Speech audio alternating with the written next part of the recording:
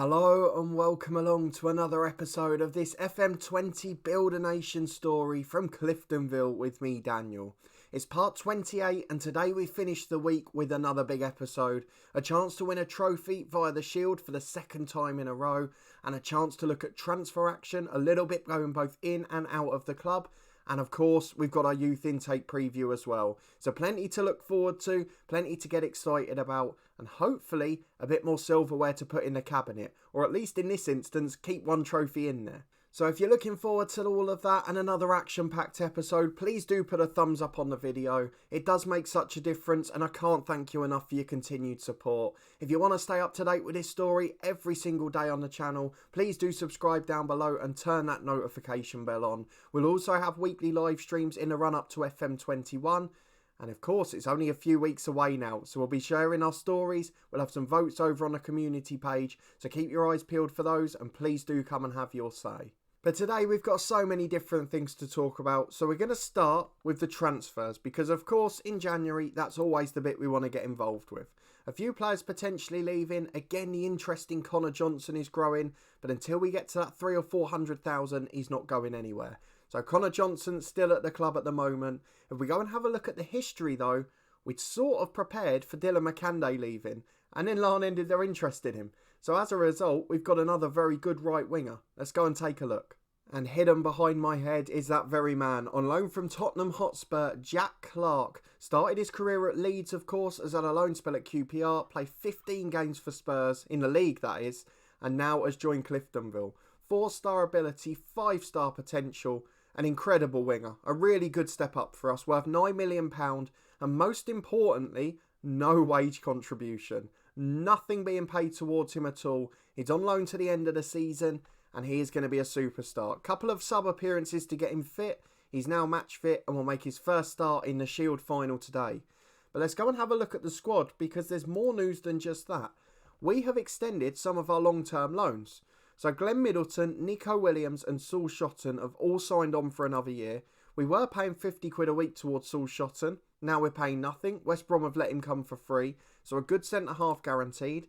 Nico Williams struggled for fitness, but we'll make sure he gets a proper summer this year. He's going to be here at right back next season as well. And then we've got Glenn Middleton, the left winger, who's continuing to improve. He might not be first choice by next year, but he'll certainly be a good member of the squad. So we're really pleased with that. Some good players coming in and some good players extending their stays. I'm hoping that's a positive sign for the future. Adam Idar and Nathan Wood did both reject extensions to their loan deals, as did Tyrick Mitchell actually. The rest of them not willing to discuss it yet, or their club's not allowing it. So at the moment, that's where we are. But 3 extensions, 1 new signing, and a couple of players wanted by other clubs. Connor Devlin one we definitely let go. Noah Daly now has become Larne's main prospect, rather than trying to sign Dylan McCanday. So it could be Noah Daly that's on his way. And then Connor Johnson at centre-half, unhappy we didn't let him go to Leeds. But they've got to bid what Ipswich did in the summer, or he's not going anywhere.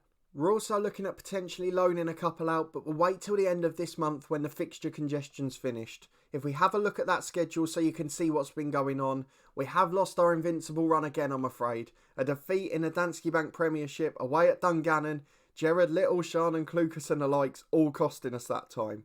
But let's have a look at the rest of the results where we've won pretty handsomely in truth. We won 4-1 at home to Linfield, Connor Crawford with a brace, Naismith and Hepburn Murphy. 4-0 at home to Institute, Wood, Galbraith, McCanday and Johnson.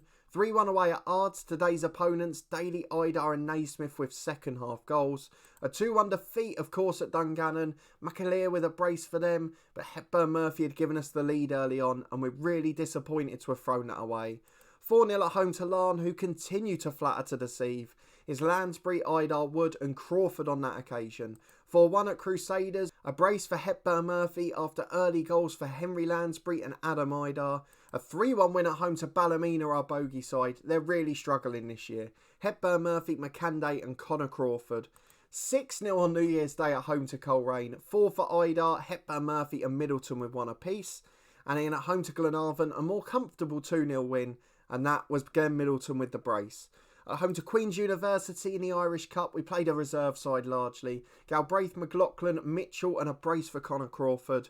Before a 3-1 win at Institute, Middleton, Idar and Wood with those goals. And a 3-0 win at home to Warren Point. Connor Crawford again with a brace for the backup side as we rested everyone for this cup final. Cal Naismith got one there as well to end a pretty poor run for him.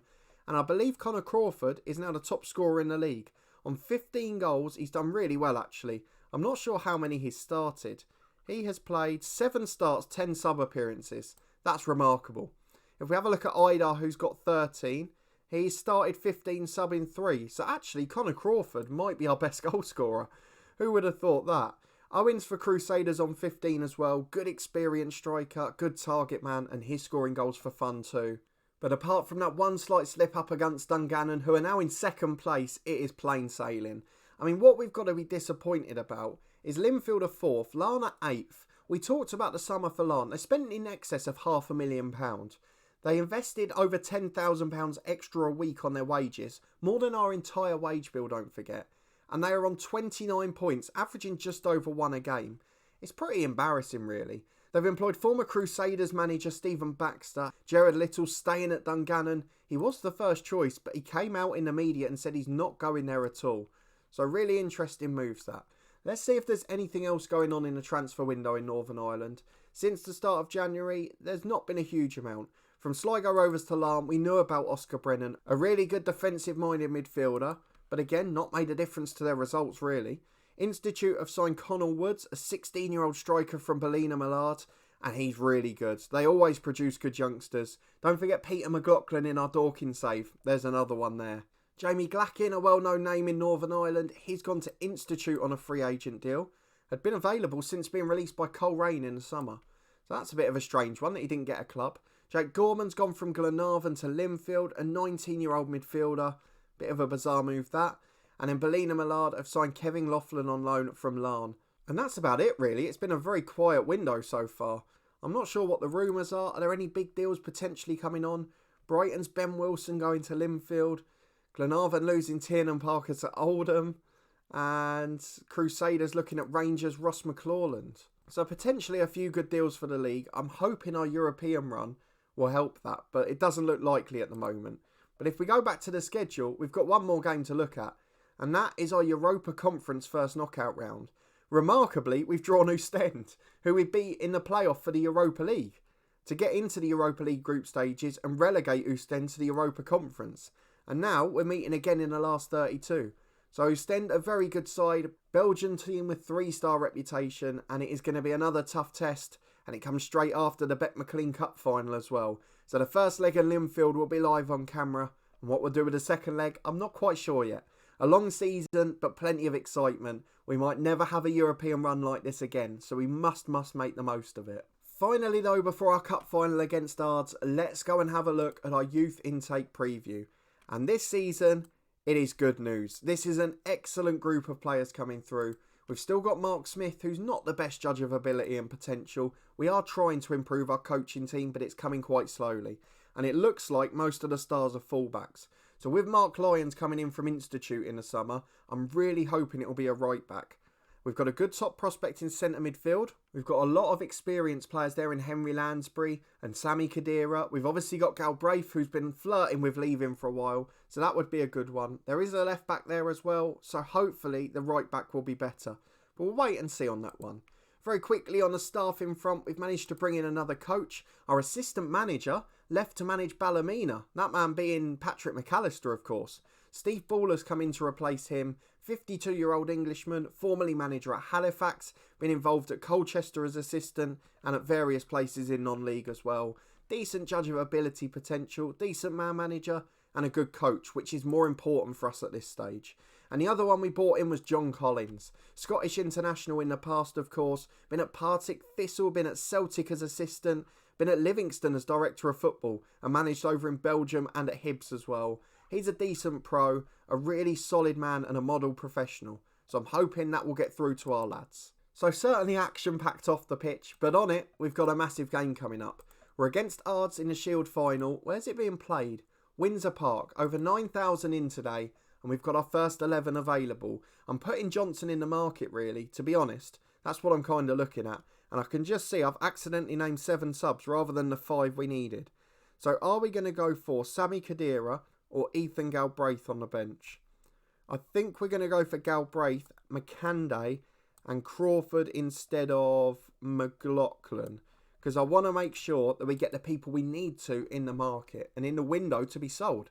So our 11 for the game is Bazunu in goal, Williams and Burke the fullbacks with Wood and Johnson at centre half, Lansbury and Smith in midfield, Clark and Middleton on the wings, first start for Clark of course, and Idar alongside Hepburn Murphy up front. The likes of Shotton, McCanday, Crawford, Naismith, Galbraith making an extremely strong bench. And who would have thought Sammy Khedira coming to Northern Ireland and he can't even get in the squad for a final. What a massive moment this is for the club.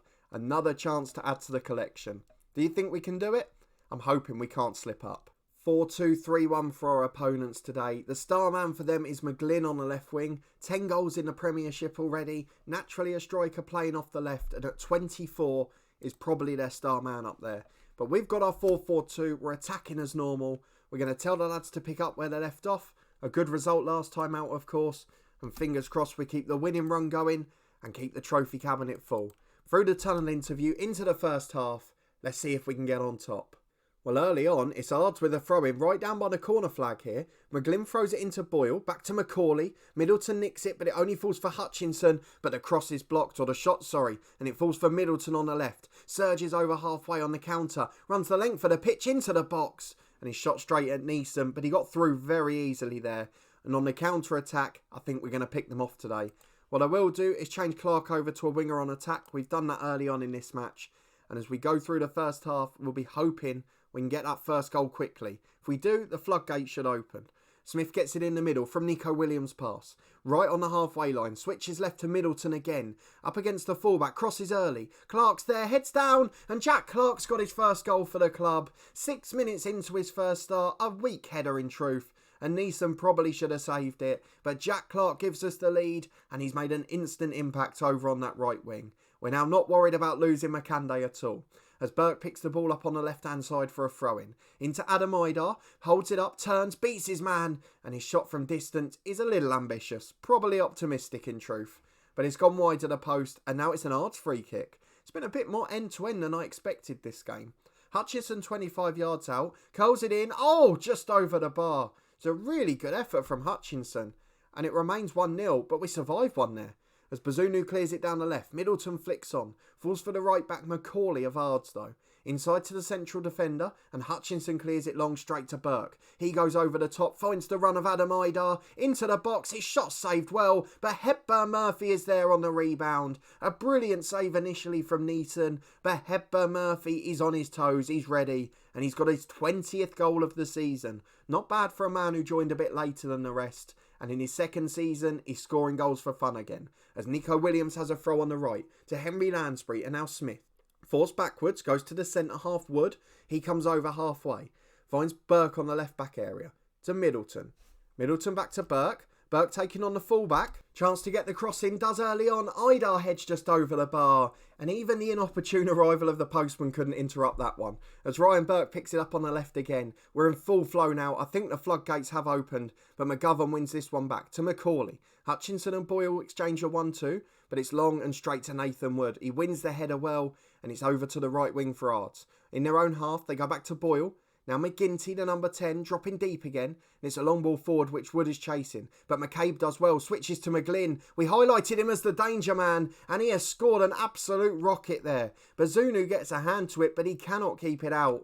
And with 21 minutes gone, Ards are back in this game. Ards 1, Cliftonville 2. And what a goal from the danger man. But we're straight forward on the other side. Hepburn Murphy crosses. Adam Idar hits the post. Neeson gets it back on the way out. It is a brilliant game of football, and Ards have played their part. We didn't expect it to be a close game, but they're turning it into it because they've got danger men. As Burke picks it up on the left with a throw-in to Middleton. Exchanges a 1-2, crosses it in. Clark can't get there, flicked away from him. Back to Nico Williams, into Middleton. His shot's blocked off Macaulay, and it's a corner kick. The pressure is on, and we'd like to restore that 2-goal lead. We've got a right-footed corner from Henry Lansbury. In-swinging delivery to the back post. Hutchinson heads away, but only as far as Connor Johnson. And he'll pick it up on the right. But that's no real danger. 10 minutes to half-time. Ards are back in this. 90 seconds to the break as Neeson takes a goal kick to his right. Ayari picks it up on halfway, cuts it into Boyle, bit too much time there for my liking, and goes back to McGovern, into Hutchinson, to McGinty. A chance on the edge of the box here. Oh, he's curled it in. It's 2-2. Shane McGinty from the edge of the box. What a finish that is. Is he a good distance striker? Not really. But it's 2-2. Ards are back on terms. And just as we said the floodgates are open, they've happened at one end, and it's not the end we wanted. 2-2 at half-time. I didn't see that coming, I'll be honest. We're going to say we're far from pleased. It wasn't a good display at all. Connor Johnson's unhappiness seems to be costing us, and he might be the first sub. But aside from that, we need to get on the front foot quick, because this just hasn't been good enough. Nearly an hour on the clock. It's a Neeson goal kick for the home side Ards. I said a home side, they're drawn at home. Nico Williams at right back picks it up though, to Jack Clark. Scored that goal but not really contributed much else so far, and he's lost possession again there. Clark's ball's downfield to Johnson, who intercepts and finds Williams. I'm a little bit worried about what's happened since we went 2-0 up. Johnson goes long this time, intercepted again. We can't get out at the moment. I didn't expect Ards to box us in at any stage, did we? Out to Macaulay on the right hand side, chance to cross here. Ryan Burke intercepts it and it's back to Middleton, to Smith. Long ball forward towards Hepburn Murphy. Adam Idar's running off him and he's in one-on-one. Has to score here surely. Idar in and it's tipped over by Neeson. Brilliant goalkeeping. And another chance goes begging for Cliftonville. And it's 2-2 and we've got a corner with Lansbury. In-swinging delivery to the back post. Hepburn Murphy loses out. Nathan Wood will chase it, but he's beaten to the ball and the challenge by Ayari. He brings it down the left. Wood wins it back. Really good challenge from the centre-half. Nico Williams back to his keeper, but this is not how we expected this game to go at all.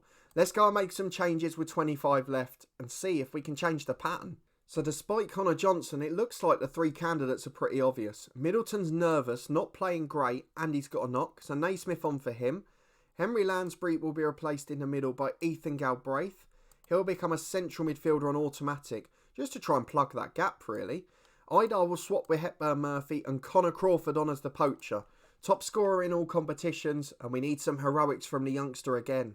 And it's Nelson with a throw-in for Ards, deep in his own half, to Hutchinson, and again, no pressure at all. I don't really understand why we're dropping off so much. The long ball forward finds Johnson, who gives it to Clark. Johnson back inside to Woods. Can we build an attack from here? We're going all the way back to the keeper. He had the left back on. It's just a little bit slow, a little bit sloppy. We're not really finding that pass. Bazunu clears long, straight to Macaulay, the right back. Really poor ball. And he gives it to McGovern. Long ball forwards intercepted by Wood in the air. Galbraith can't get there though, and it falls for Boyle. Plays a 1-2 with Hutchinson and goes back to his keeper. Neeson clears long down the left. Intercepted by Nico Williams for us though. Straight to McKendry. We cannot get a foothold in this. And I said Ards were the first team to hold us this season, but he didn't play as well as this. As Naismith gets it out to Clark. Can we get the lead? Clark into the box unopposed. Back to Connor Crawford. And his 29th goal of the season. The super sub is at it again. And we are relying on 17-year-old Connor Crawford to save the day every single time. What a goal, what a moment. But it's Ards with another corner. Hutchinson in swinging delivery. Bazunu holds it well under pressure. But Connor Crawford looks like being the match winner again. And it shouldn't require a 17-year-old at this rate. As Bazunu clears long down the left to Naismith. Can we really take advantage now? Two in the middle, but he goes back to Ryan Burke. Long ball forward to Naismith again. Crosses to Crawford, he must be offside. The flag goes up, he heads in. He never misses the target, but this time he strayed fractionally offside. Still 3-2 and a nervy finish to come for sure. I've got to be honest, I wasn't expecting this, and I'm sure none of you were expecting the game to be this good, but what a cup final it's turned into. Bazunu gets the ball in goal, pass back from Nathan Woods, and he finds Burke. Switch of play to Jack Clark, who is now coming to life. Into Crawford again, must score, oh it's a great save. Neeson, he didn't do well with the first goal, he didn't cover himself in glory from Jack Clark's header. Since then, he's been immaculate. Some wonderful saves, some wonderful goalkeeping, and he deserves his 7.1 rating. And he is a very good goalkeeper looking at that. If you take out probably the aerial reach, everything else is superb. And as we go into 4 minutes of stoppage time, I think we're just going to do it.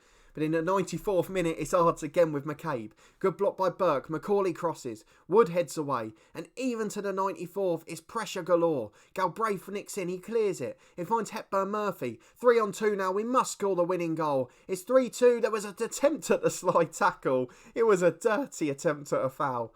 but a shot is straight through to Neeson in goal. And that will be it. It is a 3-2 victory for Cliftonville, but we probably didn't deserve that. We dominated the stats, but Ards was such a threat. And in the end, we luckily come away 3-2, despite pressure to the very last second. Jack Clark gets man of the match on his first start for the club, and he scores what turns out to be the winning goal. 17-year-old Connor Crawford off the bench spares our blushes.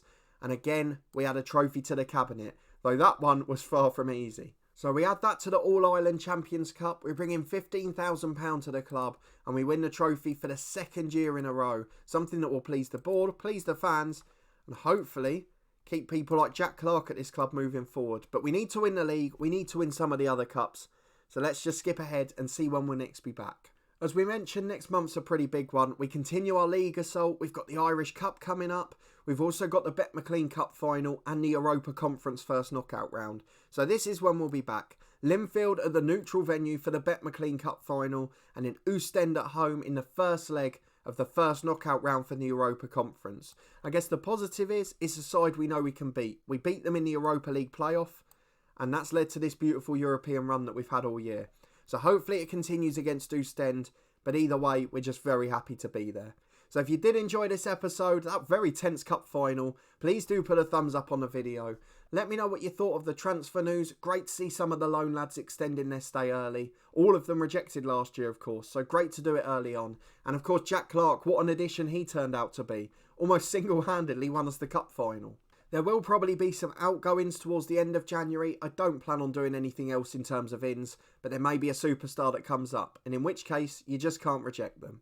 Let me know what you thought of the youth intake preview as well. Hopefully all that investment will pay off. It is the thing we've prioritised the most, and I'd love to have a couple more homegrown stars here. So fingers crossed that will be the case. If you want to stay up to date, please do subscribe down below and turn that notification bell on. We'll have new episodes from this series every single day until the release of FM21, and that includes every weekday at 4:30 and every weekend at 1 PM. We'll be back with our live stream on Tuesday morning at 10 AM. And of course, there's plenty of content over on the podcast channel as well, including our Danske Bank Premiership predictions for the 2021 season. But a massive thanks for watching this one. Your continued support with the series as always. I really do appreciate it.